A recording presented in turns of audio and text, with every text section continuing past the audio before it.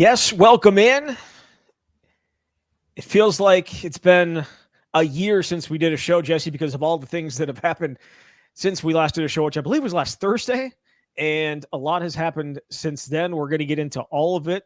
Some new quarterbacks to talk about, some other transfers to talk about, some guys leaving, some guys staying, a coach heading out. Got plenty to get into here over the next however long it takes, because we're going to tackle all of it. And we'll get into it in just a second. But first, obviously, the camp brought to you by Home Field Apparel, best apparel, I should say vintage apparel in the college game. They've got Wisconsin stuff. They've got stuff from every conference, every school. It feels like would be a great Christmas gift or holiday gift or whatever you got going on.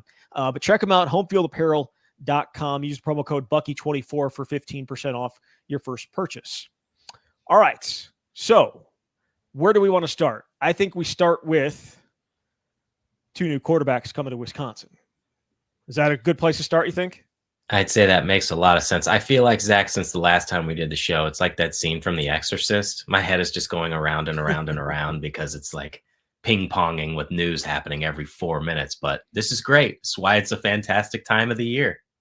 It is. It definitely is. And Wisconsin, last time we talked, had not necessarily gone out and thrown offers out to everybody. They were waiting to bring some guys in on visits and see exactly what was going to fit, what was going to work. And they came down, and I should say away, with two quarterbacks. Billy Edwards Jr.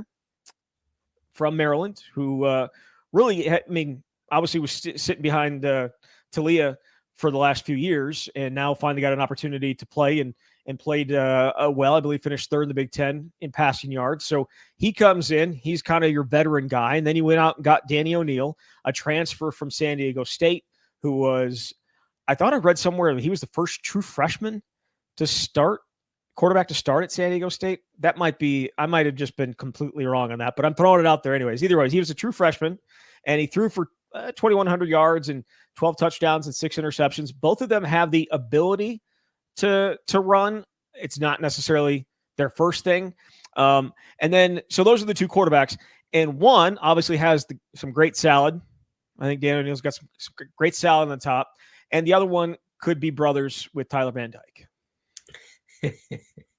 This is the expert analysis we come here for. That's good. Yeah. You're welcome. So you actually talked to Danny O'Neal. What is Wisconsin getting? I didn't ask him about the hairdo, but hopefully he keeps it. That's a rookie mistake. It should have been my first question. Danny, I have some serious questions to get to, but first tell me about the do. So look, obviously it became clear Wisconsin was going to go after multiple quarterbacks in the portal because of where things stood. No more Tyler Van Dyke, no more Preston Zachman. Obviously Cole LaCrue transferred out. That's 3 scholarship quarterbacks. And I know we'll get to this, but since we're just talking about the room, Landyn Locke decommitted on Monday night. So as it stands, there's going to be 4 scholarship quarterbacks for spring ball. Didn't mean to steal your thunder there, Zach. You didn't steal my thunder. It's just really tough news for everybody to take. Yeah, I can tell.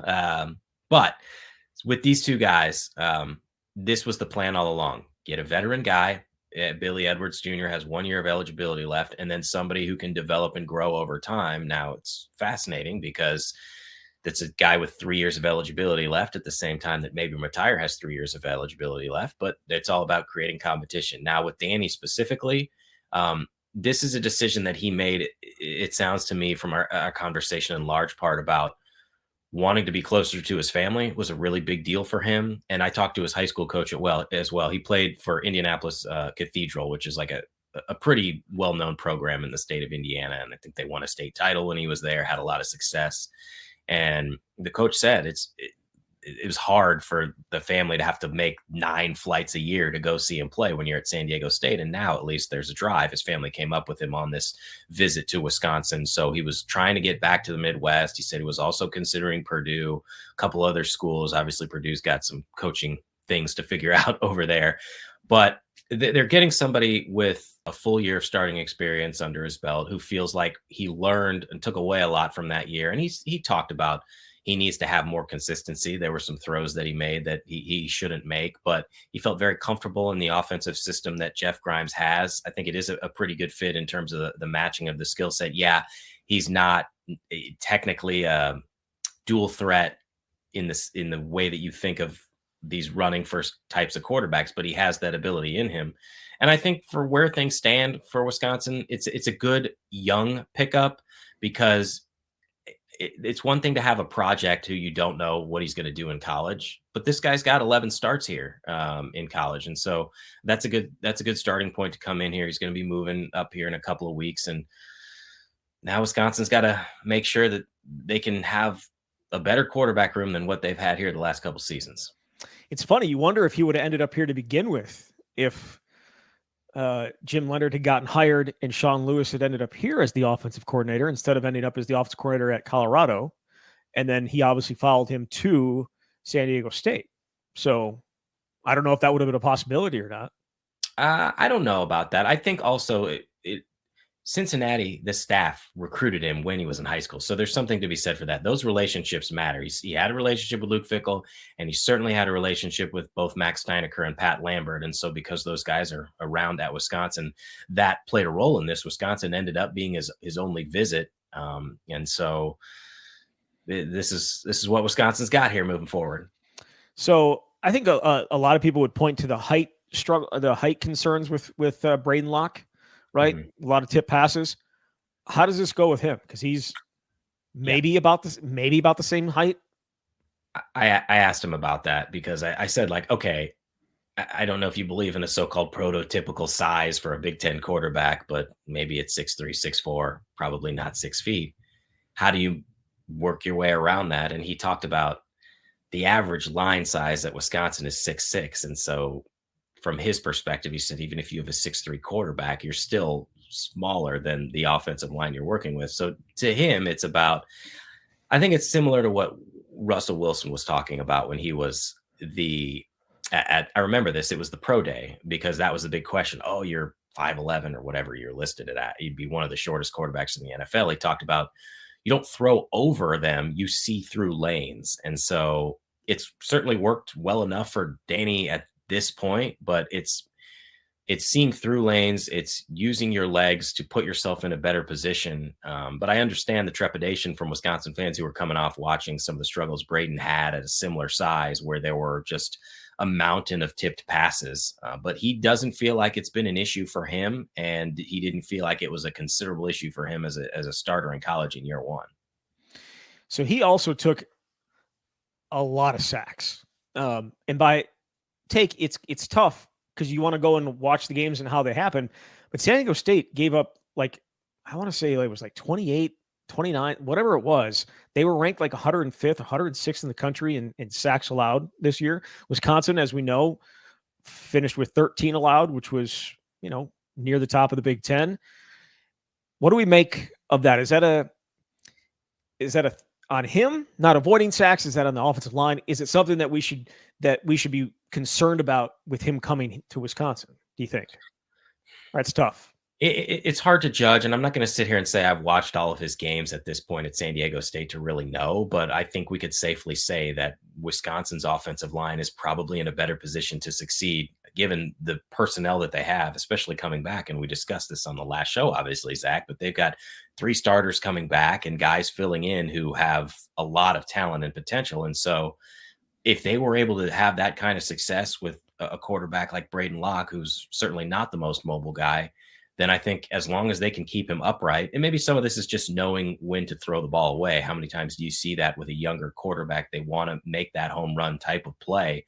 But I also think, frankly, this is probably going to be a year where, barring injury, he may be watching from the sideline. And so there's a year where you can develop and better understand what this system looks like.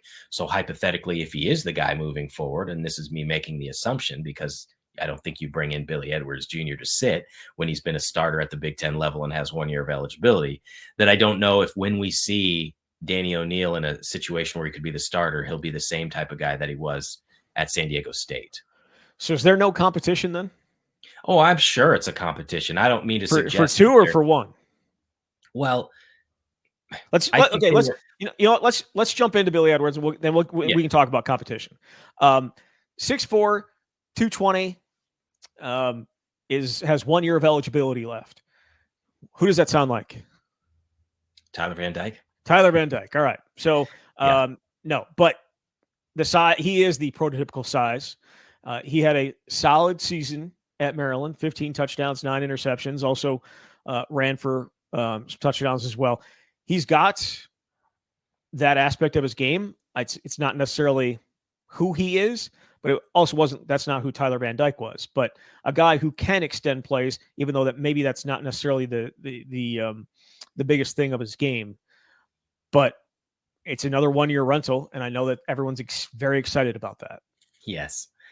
Yes, just a hint of sarcasm there. I think you look at his first 7 games, he had 13 touchdowns and 4 interceptions. And Maryland was not a very good team. They finished 4-8. So I think overall, you look at the numbers and you go, oh, they don't really wow me. And that's understandable. 15 touchdowns, 9 interceptions. On the other hand, it's very important and was very important for Wisconsin to get a proven, experienced quarterback that you know is ready at this level. And he's already been a starter at the Big Ten level. So yeah, I mean, we can get into whether it's a competition type situation. There were obviously a lot of other names on the board and names we were hearing, but they were able to secure him pretty early in this process. We heard that maybe he was on a visit to Virginia or that he did go to Virginia. At the same time, Virginia got a quarterback. So I don't think it's a name that it feels like has Badgers fans in a tizzy necessarily, but I also think it feels like a good pickup for what you needed, what you were looking for in what is maybe a transitional type experience under a new offensive coordinator, that you have someone that you feel confident you can rely on right away. Because what was the thing that we've talked about consistently going into year 3? What did you need at quarterback? You needed some level of certainty. And I feel like at least now they've got more of that belief. We don't have any fact here or like guarantees here, but there was a report before he hit the portal or when he hit the portal that he was asking for $1 million. Do you think Wisconsin paid him $1 million? Man, so hard to speculate. I think the report was 7 figures. Whatever. Obviously is that $1 million? It is $1 million, but I don't know, what the. So you think you thought he was looking for like 7 million or 8 million? No, I don't know if it was $1 million flat. I think Wisconsin very clearly understands the landscape, and if they were going to pay money from the collective or however that works moving forward with the revenue sharing model from that House NCAA settlement, that if you were going to go get a guy with experience who's a starter, he's probably going to command somewhere in that neighborhood. But this is me speculating, and that's all we're left to do generally. I will say, Danny O'Neal was not in the same type of situation, but I asked him what his 24 hours looked like. And because when you come to Madison, that's basically all you spend. It's an overnight. And he mentioned one of the things they talked about very briefly was NIL. And I said, well, who did you talk about that with? And he said it was with Max Steinecker, who's now the general manager. And he's, of course, from his perspective, he said that was not going to be why he was going to make a decision. And it was going to be what it was going to be. But obviously, let's just address the elephant in the room when we're talking about portal guys. NIL is always involved in some capacity. And if it's a starting quarterback, it's probably going to be close to 7 figures or, high 6 figures, I would certainly imagine. All right. So let's jump into whether this is a competition. Is there a competition for the starting quarterback job at Wisconsin if you're paying that starting quarterback that you bring in $1 million plus? Well, I think for the best interest of the team, you want to make it a competition, because just because you're paying somebody, if the other guy is better, you got to play the best guy. But I feel like they were pretty upfront and honest, at least with Danny, about what this process was going to look like. We are looking for a veteran guy, and you are our guy that we're looking for as somebody with the multiple years of eligibility type situation. And I have no doubt he's going to go in, Danny O'Neal, that is, and attempt to earn the starting job. But I kind of feel like if you make this decision, it's because you know what you think you have in a Billy Edwards Jr. Now, we'll know in spring practice, because in year 1 under Fickell, very clear delineation. Hey, Tanner Mordecai is the dude. Braden Locke, you can battle it out. You won the backup job. That's great. The second spring, I'm sure they knew that it was going to end up trending in Tyler Van Dyke's direction. We talked about that from the outset, but they also made it very clear all those reps are going to be split 1 and 2. So if we get to spring ball and all the ones are to Billy Edwards Jr., then I think we know. But that is my expectation, that he is coming here to be the starter. You don't do that with a 1-year guy. and not have that belief that that's where it's headed. Yeah, absolutely.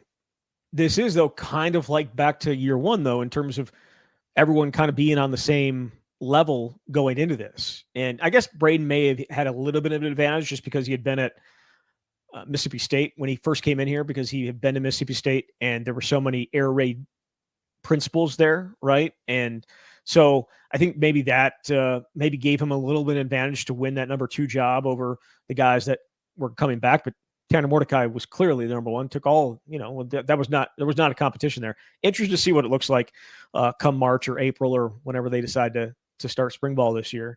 But if it's not a competition for 1, it's definitely a competition for 2, right?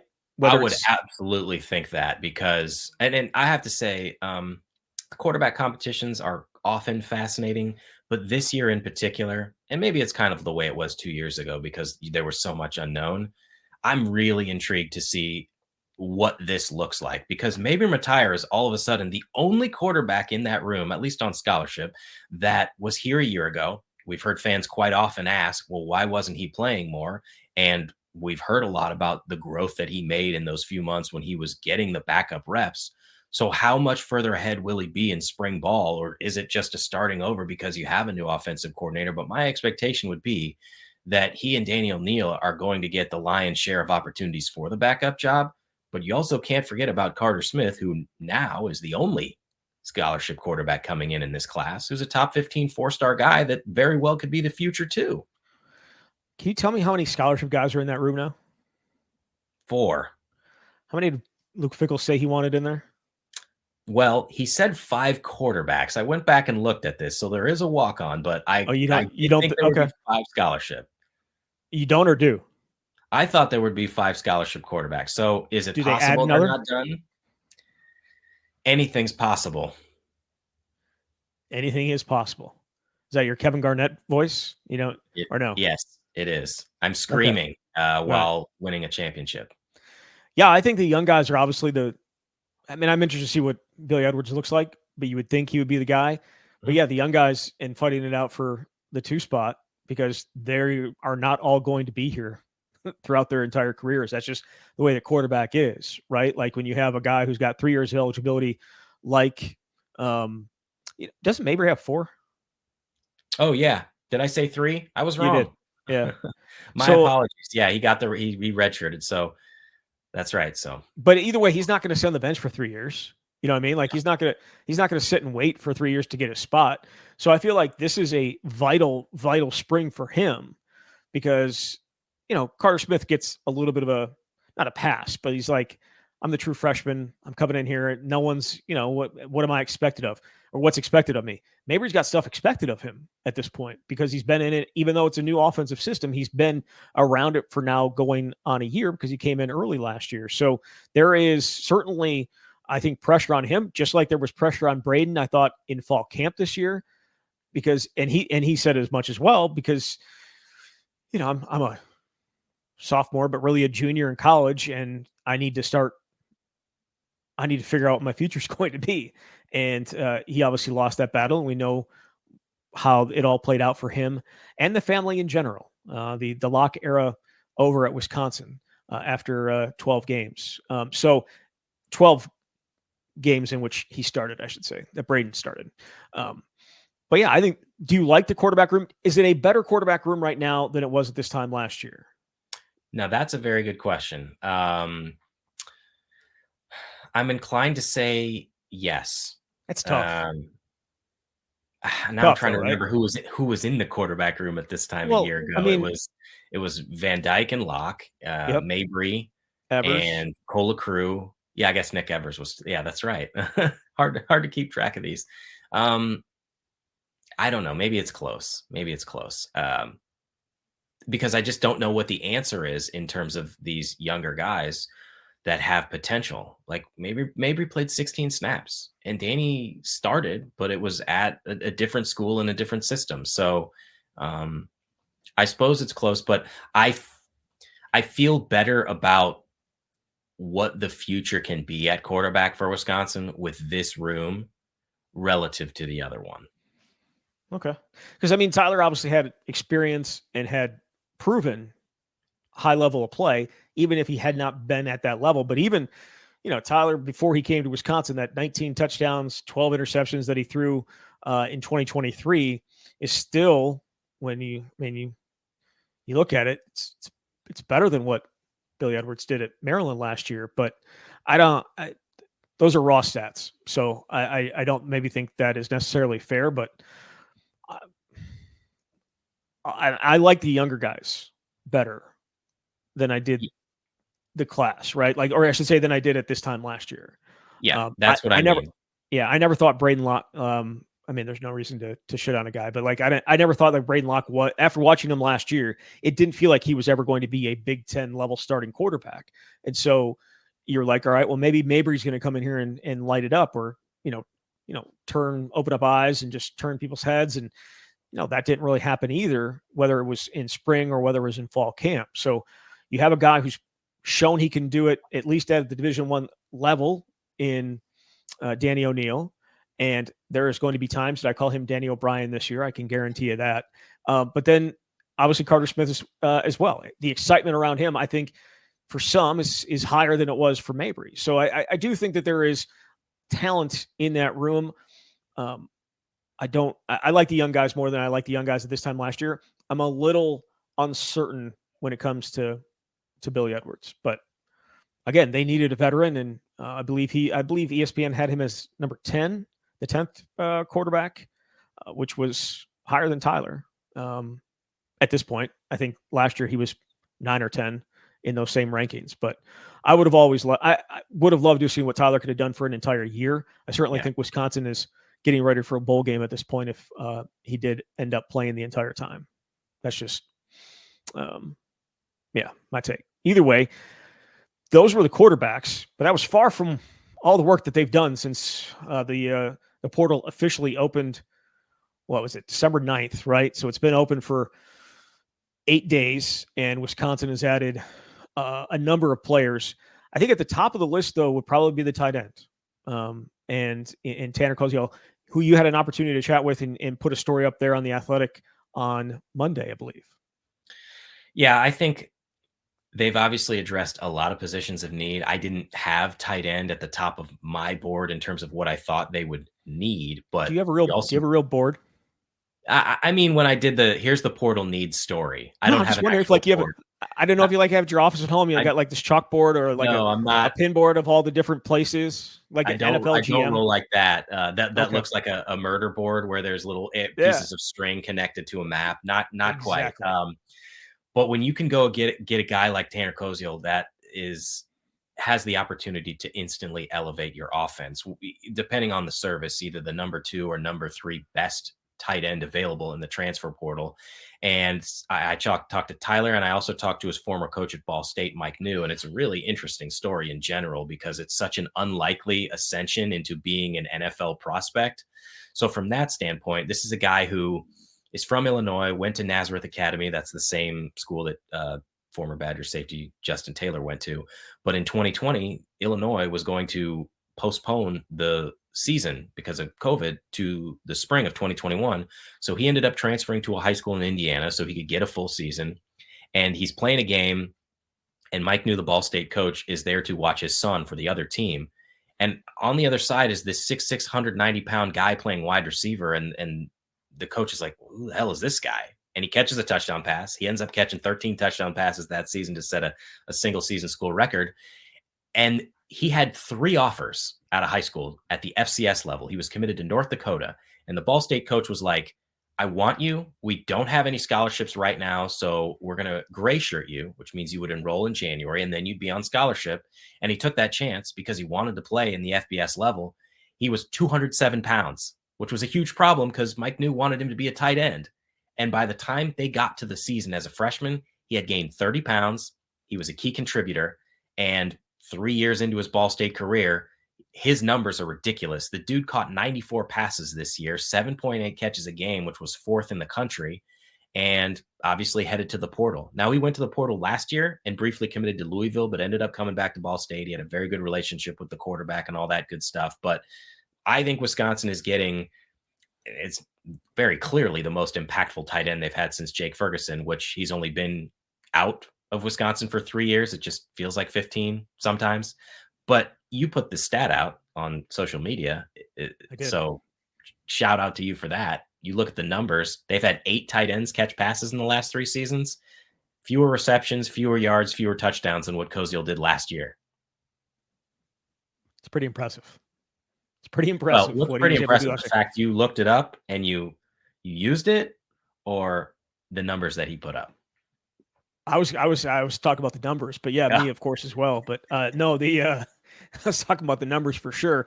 And a lot of people got in my mentions were like, well, look at the offense or look at the quarterback. It's the quarterback play. I'm like, Graham Mertz was throwing balls to Jake Ferguson in 2020 and 2021. I should say 2019 as Jack Cohn was throwing to him.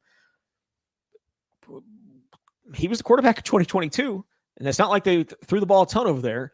So we can talk about the talent at tight end, and I think that they actually have some young, talented guys. And I don't know that Phil Longo ever necessarily he did at UNC, right? Like he used the tight ends. If he's got tight ends to use, he uses them, and he just for whatever reason wanted to use them as blockers more this year. And the same thing last year, like just they weren't targeted very often. So I don't know that it was a dearth of talent at the tight end position, but you're right. Clearly the most impactful potentially impactful tight end that they've had since Jake, and Field Yates, who does a lot of draft stuff for ESPN, also big into fantasy. But he responded to Pete Thamel's tweet about Tanner and saying, absolute baller. So when's the last time you could say that about a Wisconsin tight end? You know, I don't even know if people were saying that about Jake before. I mean, he was productive. There's no doubt about it. Yeah. I don't know that anybody was calling him an absolute baller. Now he's turned into an absolute baller in the NFL. Certainly, been a better player than I ever thought he would be. Like, and I thought he was going to be good, but he's been even better than that. Especially when it's been Dak Prescott throwing the ball.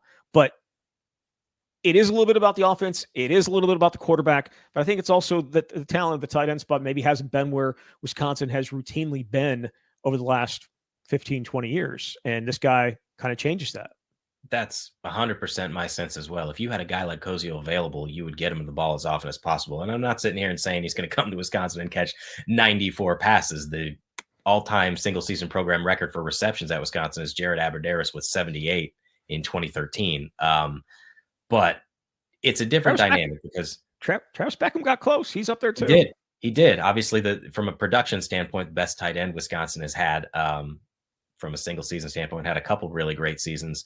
But you look at who else they have, and Tucker Ashcraft had 12 catches. JT Seagreaves caught 4. Jackson McGowan, we rarely saw, caught 1 pass. And those are your veterans in the tight end room. And obviously, they've got 4 young guys. Emmett Bork and Zy Davis coming in this class. They've got Grant Steck, who I think both of us were pretty high on given the size that he has. And I think he's got a bright future here. Obviously, Rob Booker II as well. But to get a guy like Koziel in that room makes it feel like what old school Wisconsin was, because the best teams, yeah, they had great running backs, but they had great tight ends that could be a consistent safety valve. And when you've got a dude who's 6'7", legit 6'7", 237 pounds, who's going to defend that? That causes some significant matchup issues, which is why at Ball State, the head coach talked about, or former head coach talked about, like they would do these 3-by-1, 3 guys on one side, 1 on the other. Like, you can isolate him and he will go and get the ball because he can make catches that other people can't, even if the quarterback misses in an area. Like he talked about a corner route that he said no way anybody else could catch it. Well, he caught it. You can do that when you're that size and have that athleticism. Yeah, absolutely. And to this point, he is along with the quarterbacks, obviously, the only additions on that side of the ball. Right? Now Yes. they've offered a lot of wide receivers. They haven't necessarily gotten them. I think Tretch's return maybe plays a role there, but they have continued to, like, as some of these other guys have ended up committing elsewhere, they've offered more. I believe a guy from Idaho today was among the latest wide receivers to grab an offer from Wisconsin. So I don't think they're done on that side of the ball. So far, a lot of the focus has been on the other side, specifically along the defensive line, where they have added, I believe, is it 3? I guess depends what you consider Mason Rieger.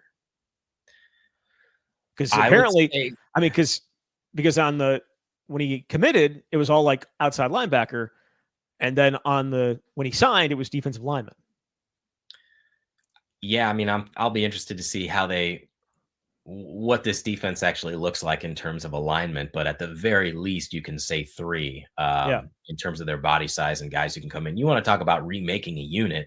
Certainly, quarterback was at the top of the list, but defensive line, they absolutely had to figure out, and they did it swiftly, efficiently to get guys that they certainly hope can be impact make playmakers now. I'm not gonna. I don't know, right? I think we've learned our lesson from the last couple of years. It's an absolute crapshoot.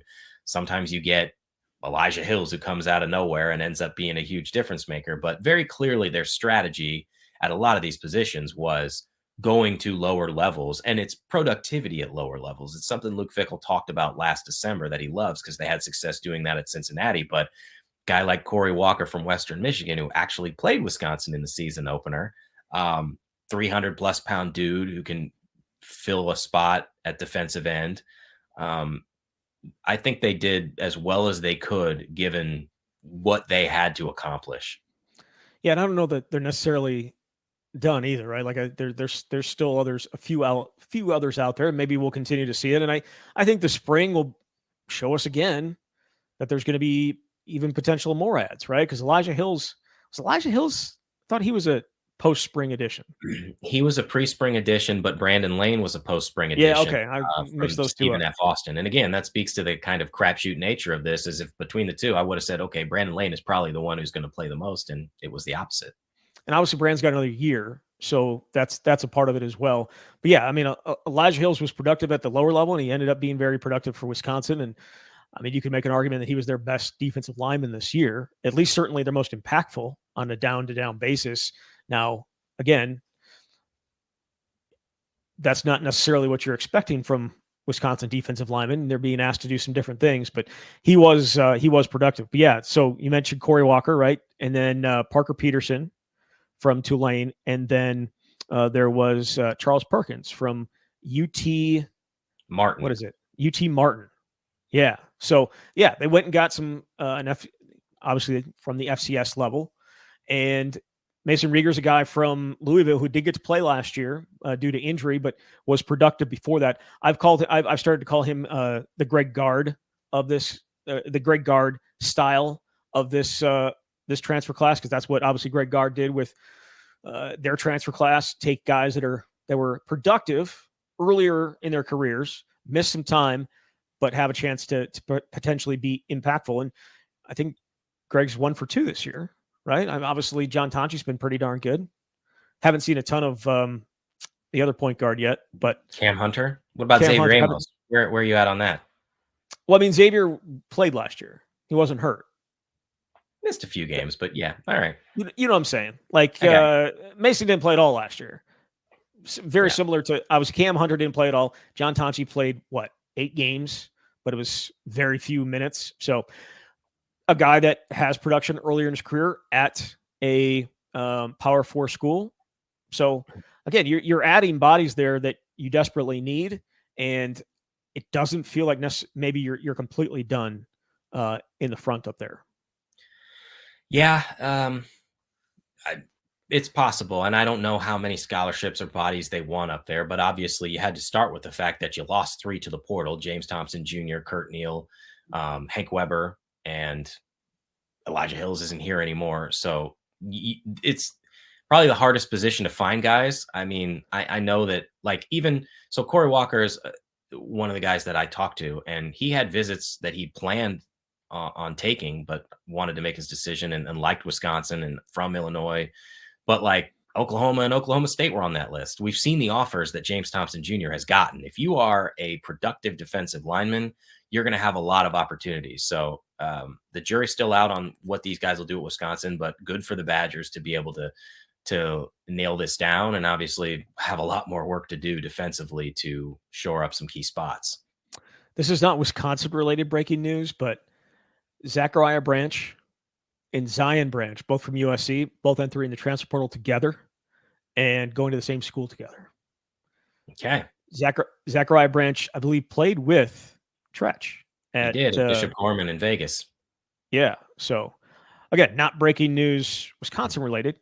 I don't think we'll be seeing Zachariah Branch returning kicks in Madison anytime soon, but that there's been some big names and big talents, I should say, in the portal. And I think that's just going to continue to go up. I mean, go back to the quarterback thing. Bo Pribula not even playing in the playoff. I don't know. Like, here's what I don't understand about that is you don't need to be in the portal to find a new place to go play. You don't like if you wanted to stay at Penn State, but also know that as soon as Drew Aller says he's coming back, you know you're not going to be there. You're going to have people banging down your door behind the scenes to be like, okay, let's do this. And these guys have the ability to leave up to 5 days after their last game. So it's not like they're under the same guise of like Wisconsin, who only has until the 28th. If you play on the 29th or the 30th, you got another 5 days after that to enter the portal. So it's not like the timing there isn't, but I think the timing there in terms of finding a new spot probably is where he's at. But you're giving up a chance to potentially play for a national title.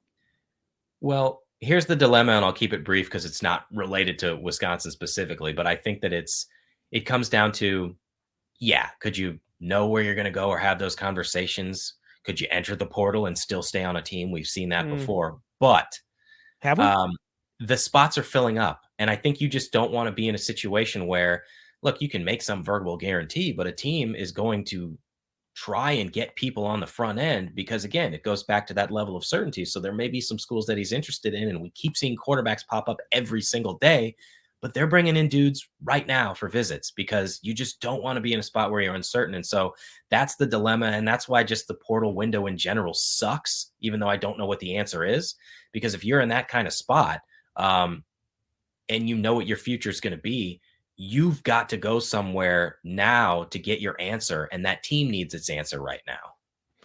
Well, yeah, I mean, there's 82 teams that play in bowl games, so there's a lot more teams that are playing in a bowl game than that aren't playing in a bowl game at this point. So we saw Marshall got decimated by the transfer portal, not playing in the bowl game. Coach leaves.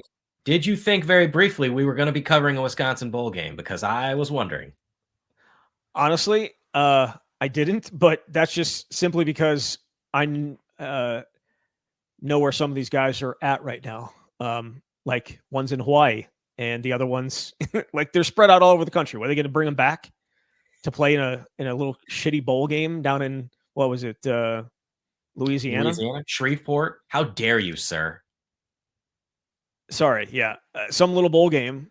Yeah, no, I didn't. And I I reached out to somebody just be like, "There's no chance, right?" And I got a very forceful no. So, yeah, I did not think a 5-7 Wisconsin was going to do that. Who would have? I mean, it would have been Mabry playing quarterback by himself, essentially, with Milos as his backup. It would have been incredible, but again, the logistics of it were impossible, which is why, in part, Louisiana Tech ended up getting the spot. Obviously, it's close because they're already in Louisiana. They were like 17th out of 18 or 16th out of 17 in terms of academic progress rate, which makes be interested to know who was on the line calling every school. Cincinnati was 1, Wisconsin was 2, and just getting like, nope, we out. Nope. Yeah. So anything else? I guess I can say this for the comings and goings aspect of it, just in terms of Wisconsin bringing portal guys in. Matthew Traynor. Long snapper season. And Eli Stein. Thank you. Is that what, right? But the safety, Matthew Traynor. That is his name, correct? That's Richmond. Accurate. Another FCS. Yeah. Another FCS guy. Another guy, though, that has 3 years of eligibility left. He was just a redshirt freshman this past year, played a little bit as a true freshman, but was able to hold on to his redshirt. Honestly, he screams Wisconsin, just watching a little bit of his film. So it's interesting you bring him in because you lost so many guys. I mean, essentially, you're trading him for Braden Moore. I mean, Braden Moore would have had 3 years of eligibility left. He's going to have 3 years of eligibility left, just in terms of scholarship-wise. Could be Justin Taylor too, right? It is what it is. And I was going to say this for the, you know what? We'll throw it in here.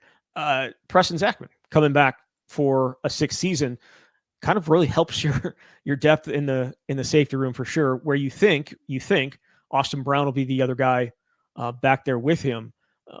Preston Zachman has not been overly flashy, but he's almost always exactly where he's supposed to be, and has been a very nice player for them the last 2 seasons, and is going to be a third-year starter back. Well, I got almost a third-year starter. He started most of 20, or I should say he started half of 2023, but then started all of this past season, and you would assume him be a leader on this defense coming up next year. I think it's huge. The more guys you can get back that have that level of experience is a good thing, even though I know some people want to look at it and say, well, what has he been a part of, or what has this team done? You just can't replicate that level of experience. And it's not like he hasn't been able to make some plays. I think they're also in a spot where I'll be intrigued to see where things go with the nickel corner spot. Now, Max Lofi announced that he's going to transfer out. He had another year that he could use. So that's now 17 scholarship guys that are out, excluding Tretch Kahuna. But I bring that up just because Austin Brown has played that role, but I think it makes a lot of sense that your two safeties are going to be Preston Zachman, Austin Brown. And then is Matthew Traynor someone who can come in and play right away? It's quite possible what the two deep is going to look like, because you still have Raphael Dunn, and you've got 4 guys that are signed as safeties in this 2025 recruiting class. So there's a lot of young guys, but to have some top end veteran experience is critical at that position, or really any. I think it's an interesting name just because it was a name that popped up when talking to some of the quarterbacks this year. It's Charlie Jarvis, a guy who made some plays when we got to see him in fall camp last year.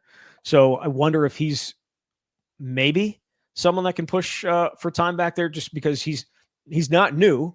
So he's got a little idea of what they want on the back end, whereas the 4 guys coming in don't. But it's going to be, I mean, that is a fascinating spot to watch, where it wasn't so fascinating to watch this past offseason, because you kind of had everybody coming back and you kind of knew what was going to be back there for the most part, right? We knew it was going to be Hunter Wohler. We knew it was going to be Preston. We knew it was going to be Austin Brown. And then you thought it was going to be Kamoi Latu, and obviously that didn't end up happening. He's also in the transfer portal and going to find a new home. So it's more intriguing. The even more intriguing spot, though, is that corner, where they have not added anybody as of yet. They need help. It's priority number 1 at this point, and they're going to get it. They're bringing guys in through pretty consistently, but what does that cornerback room look like right now? I mean, who do they have? They've lost 4 guys to the portal here. So we should note that 2 of the 4 guys that they've lost have found new homes. Amari Snowden, maybe we talked about this on the show. I don't know if he had committed yet or not, but going to Toledo, and looks like he's going to be able to play baseball and football, which I think was something that certainly was probably on his mind, but he's going down to the MAC level to do it. And then you have Jonas Taclona going home and playing at South Florida. Is South Florida the Big 12? I think. Okay. Whatever. I can't keep track. Ricardo Hallman, obviously, we're still unsure. Yeah, that would be a pretty big, but you've lost Nizer Forkurian. Like that has got to be the biggest area of need left, without a doubt. Right. I mean, the names back there right now are Emilio Agard, right? He's a guy that you would probably say there. Let me pull it up. Got my breakdown here. I mean, so Xavier Lucas is the only one in the room other than Hallman, who played it all. Played, I think it was like 203 snaps a year ago, but Jay Harper, Emilio Agard, and you've got a couple corners coming in this class. Jamari Washington, Kairos Gaines, Remington Moss could play that, but he could also be a safety. So like, there's not a lot of experience there, and you need some, just like we were talking about with safety. You have to imagine that. And I as soon as I say this, he'll come through with an announcement that he's leaving, but you would have to think that Ricardo Hallman's staying, right? It's hard to speculate. He's got a lot of time. Here's the thing. I think we mentioned this when Daryl Peterson announced his decision to stay. They are very good friends, and I believe that there's a quad of them: Will Pauling, Quincy Burrows, Daryl Peterson, and Ricardo Hallman. Very rarely do you see them apart. They have a podcast together. It's a very tight group. So maybe that means he's back. But if he's not back, that becomes just a glaring. I mean, I feel like it's glaring right now, just because it doesn't feel like there's a ton of depth there. But it becomes even more glaring if he ends up not sticking around. But again, he did get his name called as he on senior day, and doesn't mean anything. He said he hadn't decided, right? Like he hadn't made up any decisions, just wanted to do it just in case. So I guess we'll see. All right. That's the portal aspect of this. Some comings and goings.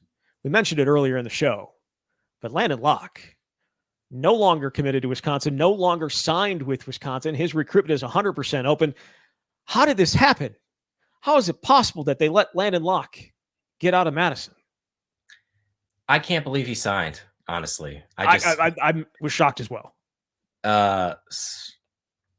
Radio silence on that end when I was trying to figure out, like, hey, what's happening here? Which I totally get. We know how things played out for his older brother and all of that. But maybe it was just, okay, you can sign. And maybe they had conversations, frankly, when they went and got Carter Smith. And Luke Fickell was asked about, well, what kind of conversations did you have with Landyn Locke and all that? But you see what happens with the quarterback room. But I just, if you knew things were headed in this direction, at least for a little while, maybe you were exploring schools before that. But either way, this just felt, I think, inevitable based on what was happening. You literally, as a staff, brought in another guy that probably fits what they want to do more, but is also more highly regarded, and you can't play both. This is why you almost never see two quarterback classes. The last one we saw on scholarship was Jack Cohn and Danny Vandenboom, and Vandenboom initially wasn't going to be a scholarship guy, but ended up being one.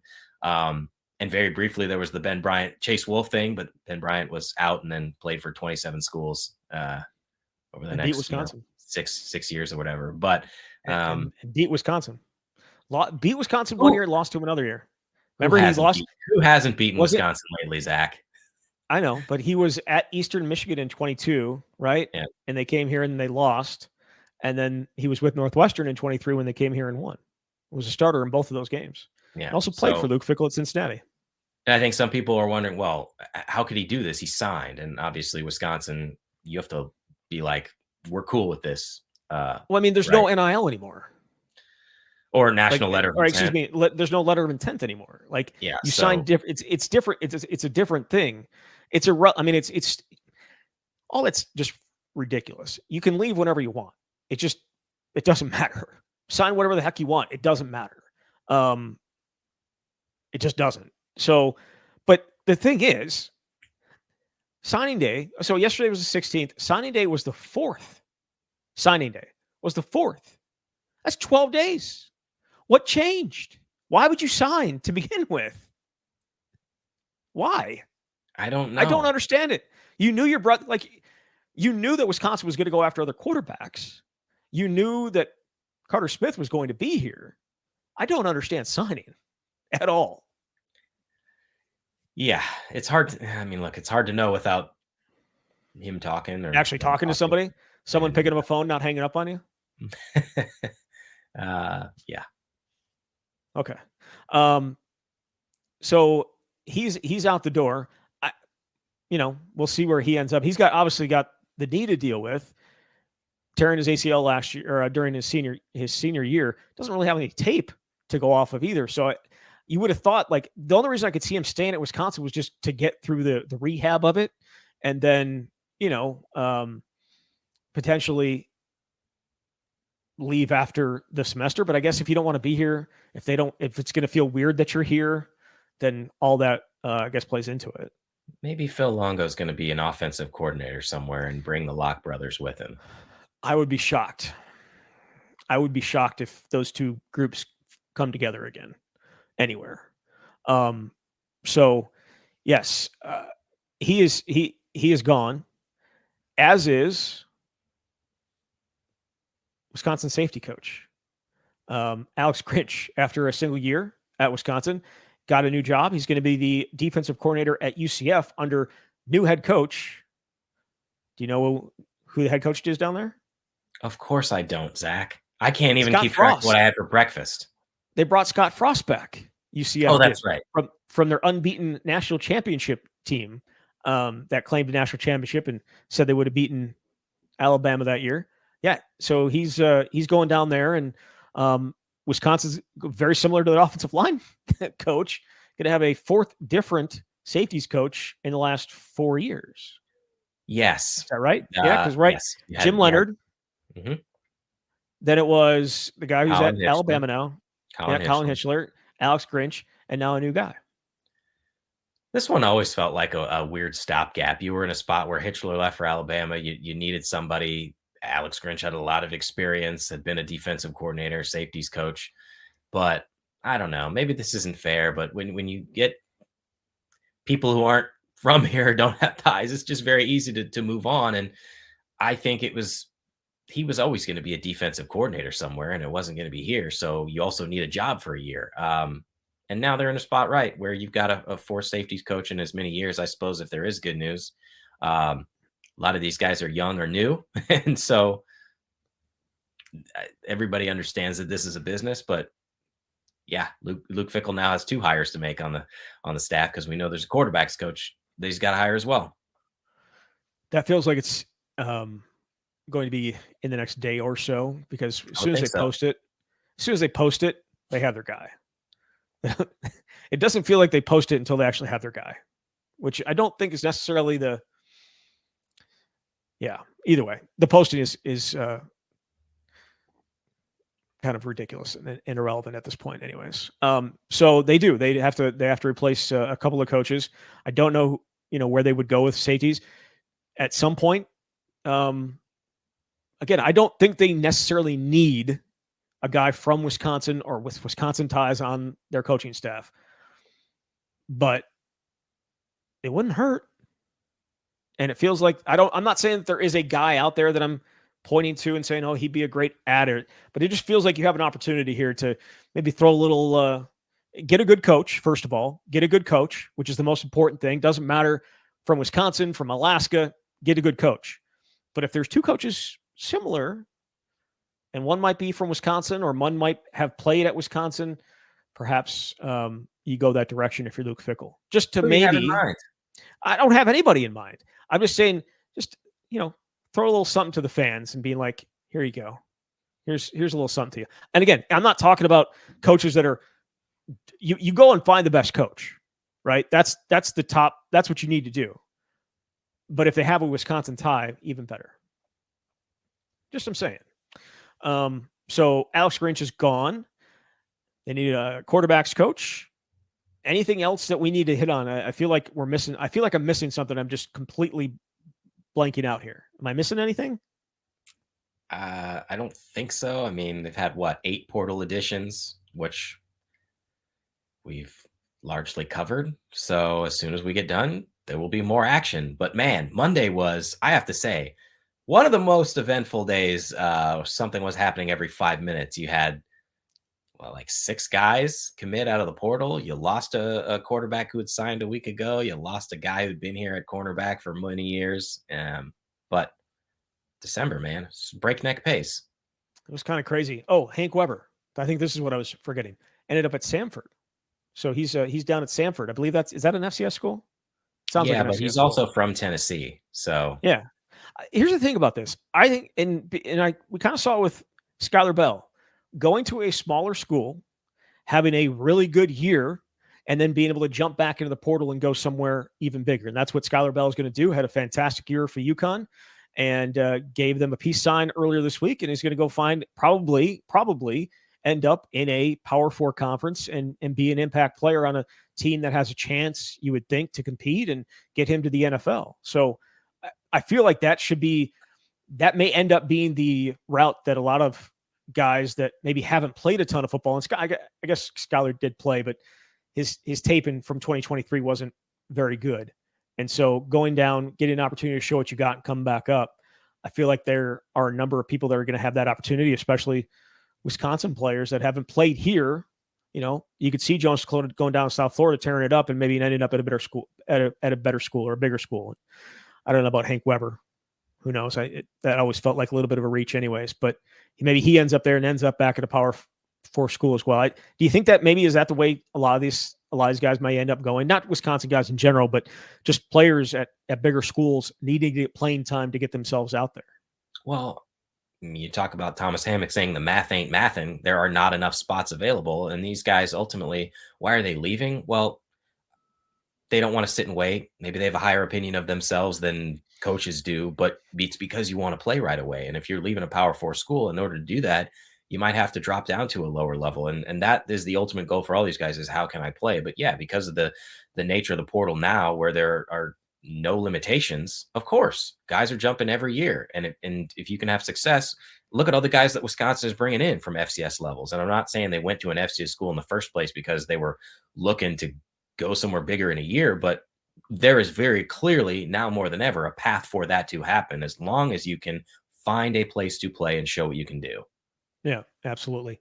One more big picture question that's going to be totally unfair, but I'm throwing it at you anyways. Let's do it. I'm here for it. Is this team in a better spot right now than it was at this time last year?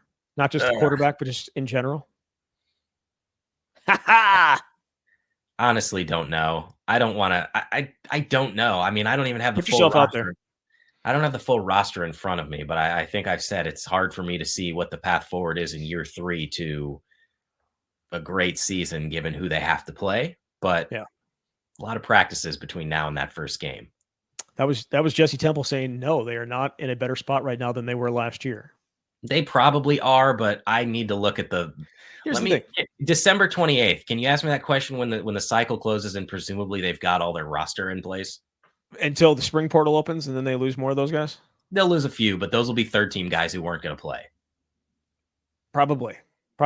But yeah, so Jesse's on the record. We got that going. That's always good. No, I'm kidding. All right. We will be back. Obviously, there's going to be more to talk about. Quarterback coach being hired, and certainly some more ads in the portal. And don't fret. There is a swing coming at some point as well. I got some nice messages from some folks wondering where that was. So it's coming. It's coming. They have the week off here. So we've had the last month off. It's okay. Jesse, thank you very much. Thanks, Zach. Talk soon. All right, there he is. Jesse Temple from The Athletic. You've been listening to The Camp.